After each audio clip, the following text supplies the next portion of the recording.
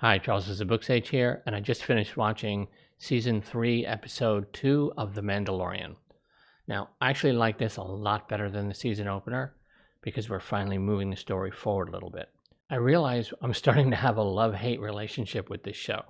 I actually really like this episode. I'm a big fan of the character of Bo-Katan from the Clone Wars animated series and Rebels.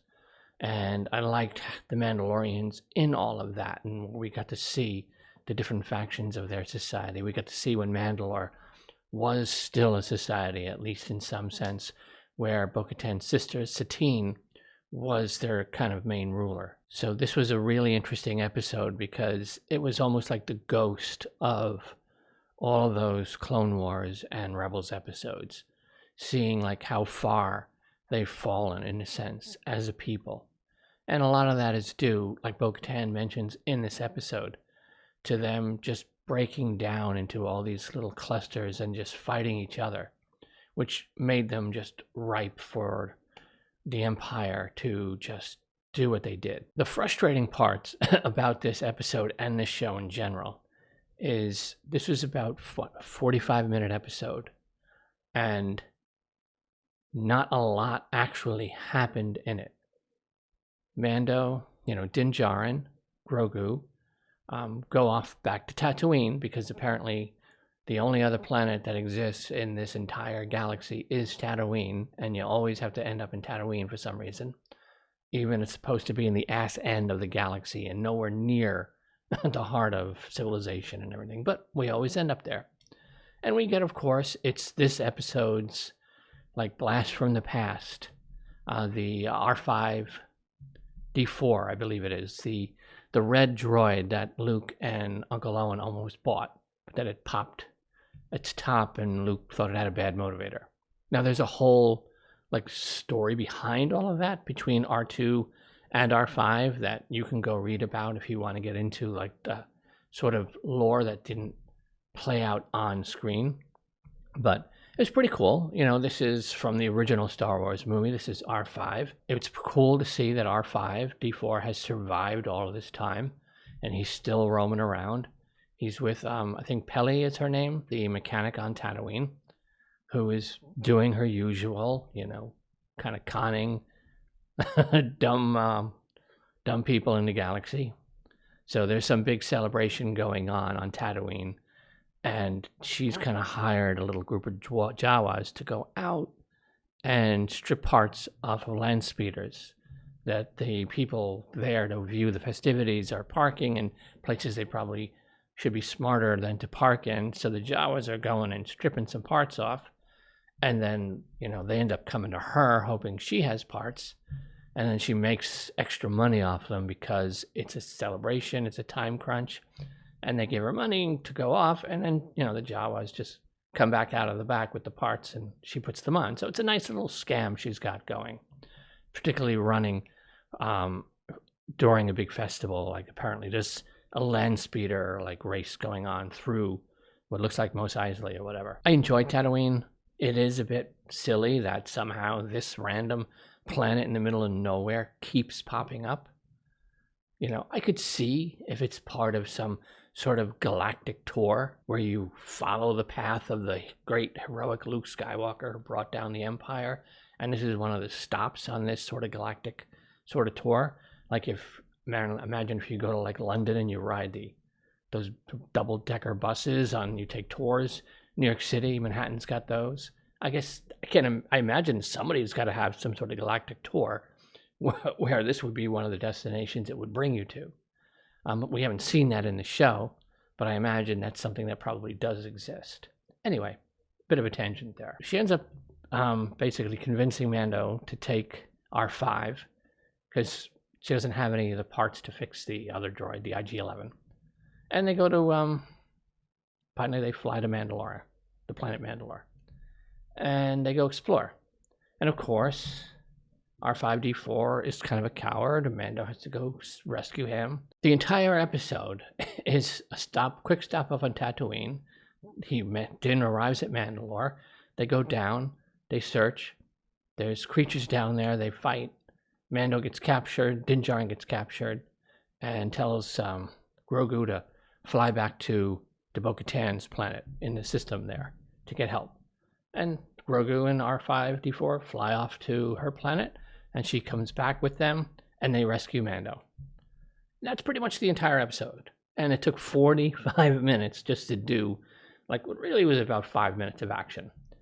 So, I mean, on the one hand, yes, it's cool. We're getting some Mandalorian lore and mythology.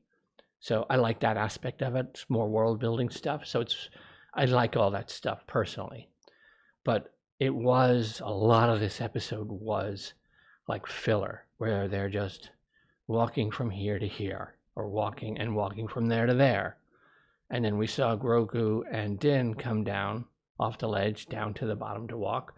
And then we had to repeat Bo-Katan coming down with Grogu all the way down and then walking. So a lot of it is just filling out the episode because there really was just one set thing that happens. And this is where I mentioned the love-hate relationship with this show, because I actually really like this episode a lot more than the season opener. But it's frustrating because so much of this episode was just walking along. Like you see that a lot in TV, where you don't really need to show the two cops, the detectives, pulling up in the car, getting out, walking all the way up the sidewalk, up to the front steps, and knocking. You know, you do that when you need to. Like TV shows have to be a certain exact amount of time for commercials to fill out the hour. So there's a lot of like little things like that. This show doesn't need that, but it's there anyway because just the storytelling isn't up to the par it really should be yet. I'm hoping it gets there, but that's why you see a lot of this walking along in the episode. The parts that are action filled, they're pretty cool and really interesting, weird creature in this sort of mechanized, spidery sort of thing. Why it's lying down in the middle of nowhere? How often does a Mandalorian show up for it to, I'm assuming, feed on? So not really sure, unless it's mostly capturing these sort of weird mutated creatures that were running around. I could see that being its primary meal, and like a Mandalorian who shows up once in a while is like a special snack kind of thing. But one of the things that I really liked about this episode is Din is not really a very highly skilled Mandalorian. Not really. I mean, he's presented as, he's this badass bounty hunter, even though he only bounty hunted really in episode 1 of season 1. But he really isn't up to the skill level that we know the Mandalorians as a society generally have, or had more so in the past, before they were scattered everywhere. When these sort of weird mutated creatures attack him, Din has a hard time fighting them. And he manages to win that fight, but he has a difficult time doing it. And we see again this sort of new component of the Darksaber that we saw in the 2 Mandalorian episodes of Boba Fett, where the Darksaber is fighting Din.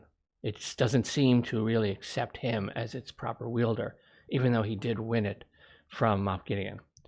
And he struggles again to lift it because it becomes heavy in his hands because it's for whatever reason rejecting him. I don't remember that being a thing in Clone Wars or Rebels, but it is something they specifically had in those Mandalorian episodes in Boba Fett. So we see that again here.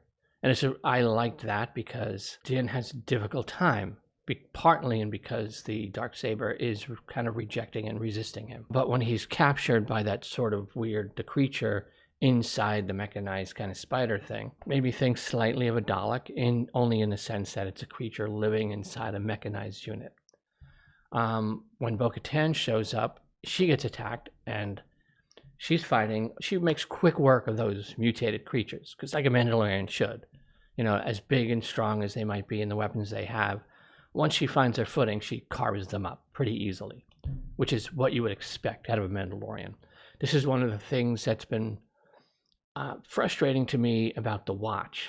The scene, I don't know if I covered it in my episode 1 review, when they're fighting the crocodile beast. They those Mandalorians should have made quick work of that beast. Because this is a society who's built around fighting against Jedi Knights. So if your entire training, your skill set, all of it, allows you to go toe-to-toe with Jedi Knights, then you should make quick work of some giant crocodile creature. And yet the crocodile creature just slaps the watch all over the place until Din shows up in his little Naboo and saves them. I don't know if that's just bad storytelling or if this is something they're deliberately doing to show that there's a huge skill set difference between like the Night Owls and all the other Mandalorians out there and this sort of isolated Children of the Watch group that seems to be an offshoot of what used to be Death Watch. And perhaps they aren't really as skilled as they think they are. They think they're holding true to the true Mandalorian ways, but maybe this is on purpose, where they're really a diminished people, and they don't realize that they're not really having achieved any of the heights and abilities that a Mandalorian should. Because here we see Din again. He's getting manhandled by these things and then gets caught by this sort of robotic creature and this robotic thing. And Bo-Katan shows up, and as soon as she gets her hands on the Darksaber, because Din lost it, she just carves things up. And the sword, the Darksaber, does not reject her at all. It responds right to her, and she's able to wield it with ease. Because she held it in the past, even though it was a gift from Sabine and not something she won technically. But here, it's not rejecting her the way it's been rejecting Din. So I thought that was a really interesting thing, and I'm hoping that that's something that they delve into further as the season goes along. Because I'm a big fan of the character Bo-Katan. I'm really, really happy she's in the show. I'm also a big fan of Katie Sackhoff.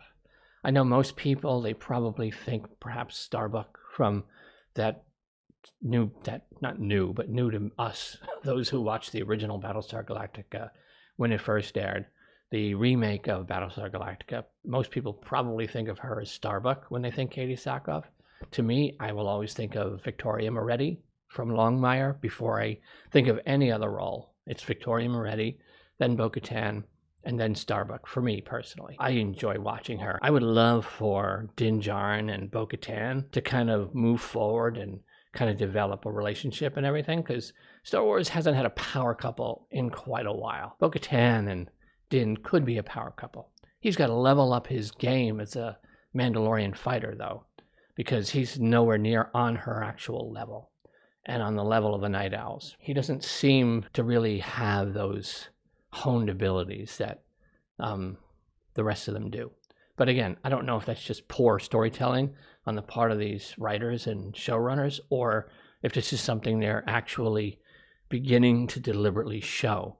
Because I cannot believe that Din is just going to end up where he was at the very beginning of this whole series, with him as a child of the Watch.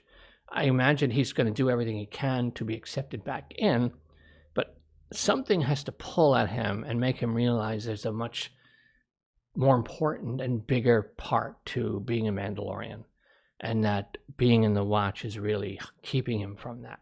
So I'm hoping, even though he's going to accomplish, I would assume, getting back into the Watch, I'm hoping that this journey he's on lets him realize it's time for him to leave them behind, which will be, if he does, it'll be a very interesting dynamic about how will they react to that. Will they just let him go, or will they treat it like, okay, now we can reject you, but you can't reject us, kind of thing, and will they become his enemies, this family, if you will, that has raised him?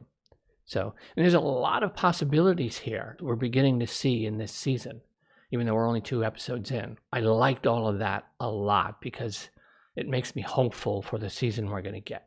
And yes, I will take as much Bo-Katan in the season as we can get, because again, I'm a big, big fan of her character and the Night Owls and all of the stuff that went on in Clone Wars and Rebels. If you haven't watched the animated Clone Wars animated series or Star Wars Rebels, there's some really great stuff in those two animated shows. There's a lot of great Mandalorian stuff. Even if you just go and watch just the Mandalorian related episodes of those two series, well worth it. Because you get to see, if you don't know Bo-Katan at all and your only exposure to the character is this series here, you get to really see Bo-Katan and her Night Owls and the original Death Watch and that whole dynamic play out from the past. Because we're seeing echoes and shadows of what these things used to be in this series. Really, really cool to see is the Mythosaur, which is that sort of beast thing, which is a sort of mythological deity. I don't know if it's a deity, but it's a symbol of the Mandalorian people. And in particular, Din, I think, has that on his armor for him specifically. And apparently they still exist. They're still alive because Bo-Katan sees one in the waters when she pulls Din up out of the pool. Now, as far as the specifics in the episode, that whole scene with the magical waters just was kind of weird because they arrive. Din takes off his backpack, his blasters, the Darksaber, and then he starts stepping down into the water, saying the Mandalorian Creed, and then suddenly gets sucked down. And Bo-Katan puts her helmet on, and she dives into that water. She's in that water in less than 2 seconds. And somehow Din is all the way down at the bottom of this deep, deep, deep, deep, deep pool. So how in the world he got down there that quick? Because, again, she was in that water right after him, jetpack on, powered up, driving down into that water. And she had to go all the way to the bottom. So I don't know if one of the Mythosauruses grabbed him or some creature pulled him. It's just a little weird. But somehow he ends up going underneath and he's unconscious instantly, apparently. And just laying on the bottom of this giant sort of, living waters thing. And then, but Bo-Katan rescues him and she sees the Mythosaur in the water. Like right there. She's like carrying an unconscious Din up and she sees the creature. So it'll be really interesting to see where they take Bo-Katan in this season as well. Because the season starts, she's been abandoned by the rest of the Night Owls, and they've all gone off to do their own thing because she didn't win the Darksaber. There's a lot from her perspective as a character. There's a lot that took place here in this episode. And I wonder if this is going to be kind of a game changer for her, where maybe she's going to be done with sulking on the sidelines like she's been doing, apparently. She's a much more interesting character when she's being proactive. So I'm hoping we start to get back to more of that Bo-Katan. And somebody needs to teach Din how to fight. Because really his skill set isn't really up to where it should be. Now, he's fine in one of those, out in the open, quick draw, shooting some people. He's great at that. But this kind of scenario here, he's really not skilled at it. And this is in my opinion, one of the failings of the Watch. They really haven't trained him to the ability that he should be at this point in his life, at this whatever age he is. He should have that level of skill, which means that group probably doesn't have that level of skill, which we kind of got to look at when they were fighting that sort of crocodile creature in episode 1. Overall, I actually quite like this, even with the walking some more, walking back to the same place again with a different character.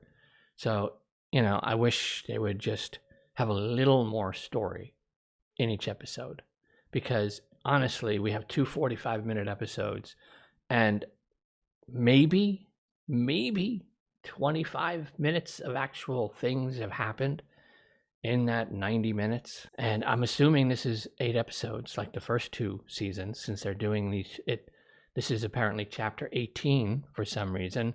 I'm not sure why it's got chapters. Because, the Book of Bo-Katan, not Bo-Katan. I keep wanting to say the Book of Bo-Katan. The Book of Boba Fett, they called the Book of Boba Fett. And I guess that had I'm assuming that had chapters as episodes. This isn't the Book of Mandalore, so I'm not sure why it's got chapters, but it does. So it's season 3, episode 2, but chapter 18 in the overall story of the Mandalorian. This season, like I said, is really important. This is a critical season where they have to figure out what the show really is. And it's time for Grogu to start stepping up. They're starting to have him like sort of speak-ish. At some point, he's got to actually start having dialogue. And I know they've got to work all that out and probably focus group test what kind of speaking they go with. As a character, he's got to start stepping up. Because there's one critical thing I need this show and the Bad Batch, quite frankly, to begin to start answering. And it's, for the Mandalorian, what is the purpose? Why did you create this character, Grogu, outside of the obvious merchandising? Both shows have to begin to start moving towards why each of these two characters exist, why they created them and added them into the Star Wars story universe.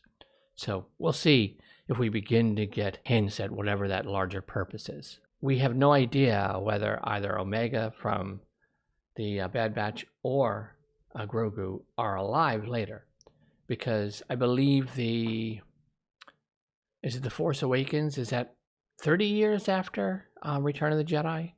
And right here in The Mandalorian Season 3, we're about, I think, 7 years after Return of the Jedi, somewhere around there at this point. So 5 to 7 years. So we've got 25 or less years to go to the Rise of Skywalker, and everything is still moving towards that, quite frankly, abomination of a sequel trilogy. But are either one of these characters still alive during that series? Because Grogu could be off doing who knows what, doing his own thing, not having anything to do with what's happening here. And still like come back and like continue post Rise of Skywalker with a new movie or something that continues that story, where we pick back up with Grogu and whatever Grogu has gotten himself around to. Because since he's one of these Yoda species, he's going to be around for quite a long time if he doesn't get got. Since he's only about 50 here, he should live to 900 or at least. So he's going to live way beyond the that sequel trilogy. So he's a good anchor to take stories forward after, beyond that absolute mess of a trilogy. But we'll see. But I really want to start to see why these two characters and the character in each of these two shows exists. Overall, really like the episode, even with all the walking. I don't know if this is a good thing or a bad thing, but I'm much more invested in Bo-Katan's story than I am in Din Djarin's story at the moment, quite frankly. Because, yeah, he's doing his thing to try to get back into the Watch. But Bo-Katan, to me, is the much more interesting character because we already have such a long history with her. So I'm really far more invested in her than him. And that's maybe not a good thing for a TV show, to start having you more invested in its supporting cast than you are in the main character himself. So that could get you into a lot of trouble in terms of survivability of a series when people are like, yeah, this is the main character. Let's get back to those side characters. That's far more interesting and compelling. So they have a fine line to walk here. But more Bo-Katan, please. Have her throughout the whole season and every episode as far as I'm concerned. Because her and Din's paths seem like they're beginning to converge now, where they have things to sort of teach each other, things to learn from each other. And we'll see. We'll see where it goes. So I feel much better about this season after episode 2 than I did episode 1. Hopefully a little more story, a little less filler for episode 3, hopefully. We'll see. If you haven't seen my review of season 3, episode 1, you'll find it linked wherever. I'm Charles, SirBookSage. Happy reading.